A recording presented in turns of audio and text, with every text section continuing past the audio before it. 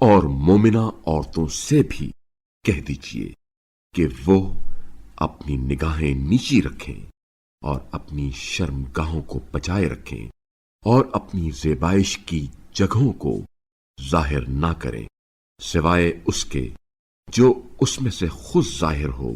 اور اپنے گریبانوں پر اپنی اوڑھنیاں ڈالے رکھیں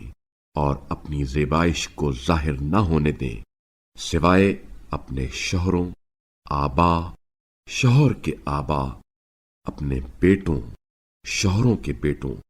اپنے بھائیوں، بھائیوں کے بیٹوں، بہنوں کے بیٹوں، اپنی ہم صنف عورتوں، اپنی کنیزوں،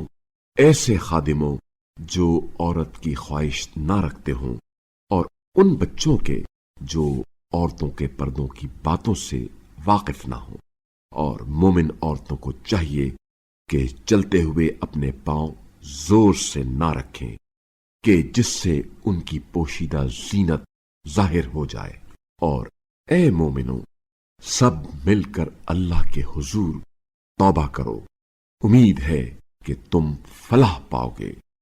اور تم میں سے جو لوگ بے نکاح ہوں اور تمہارے غلاموں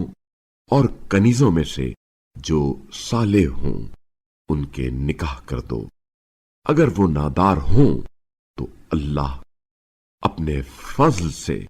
انہیں غنی کر دے گا، اور اللہ بڑی وسعت والا، علم والا ہے۔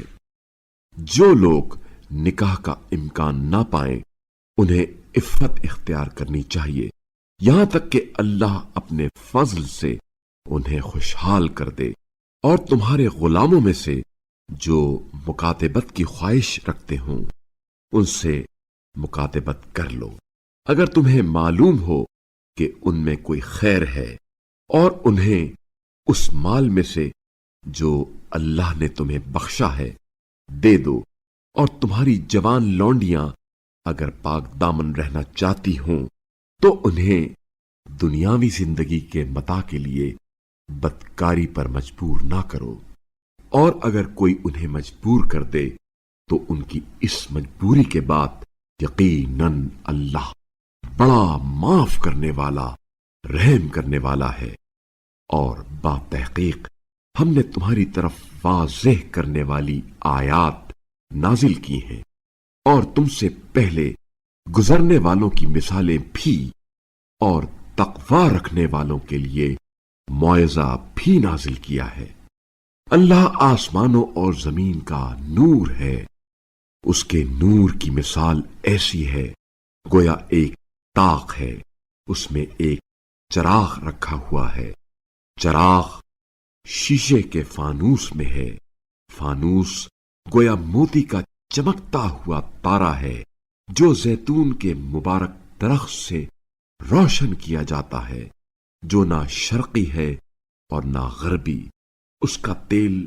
روشنی دیتا ہے، خواہ آگ اسے نہ چھوئے۔ یہ نور بالائے نور ہے، اللہ جسے چاہے اپنے نور کی راہ دکھاتا ہے، اور اللہ لوگوں کے لیے مثالیں بھی بیان فرماتا ہے، اور اللہ ہر چیز کا خوب علم رکھتا ہے۔ ہدایت پانے والے ایسے گھروں میں ہیں جن کی تعظیم کا اللہ نے اذن دیا ہے، اور ان میں اس کا نام لینے کا بھی۔ وہ ان گھروں میں صبح و شام اللہ کی تسبیح کرتے ہیں، ایسے لوگ جنہیں تجارت اور خرید و فروخت، ذکر خدا اور قیام نماز اور ادائیگی زکوٰۃ سے غافل نہیں کرتی۔ وہ اس دن سے خوف کھاتے ہیں جس میں قلب و نظر منقلب ہو جاتے ہیں، تاکہ اللہ انہیں ان کے بہترین اعمال کی جزا دے اور اپنے فضل سے انہیں مزید بھی عطا کرے۔ اور اللہ جسے چاہتا ہے بے حساب دے دیتا ہے۔ اور جو لوگ کافر ہو گئے ہیں ان کے اعمال ایسے ہیں جیسے ایک چٹیل میدان میں سراب جس سے پیاسا پانی خیال کرتا ہے، مگر جب وہاں پہنچتا ہے تو उससे कुछ नहीं पाता, बल्कि अल्लाह को अपने पास पाता है तो अल्लाह उसका हिसाब पूरा कर देता है और अल्लाह बहुत जल्द हिसाब करने वाला है। या उनकी मिसाल उस तारीकी की तरह है जो गहरे समंदर में हो, जिस पर एक मौज छाई हुई हो, उस पर एक और मौज हो और उसके ऊपर बादल तह पतह अंधेरे ही अंधेरे हों। जब इंसान अपना हाथ निकाले तो वो उसे नजर ना आए, और जिसे अल्लाह नूर न दे तो उसके लिए कोई नूर नहीं।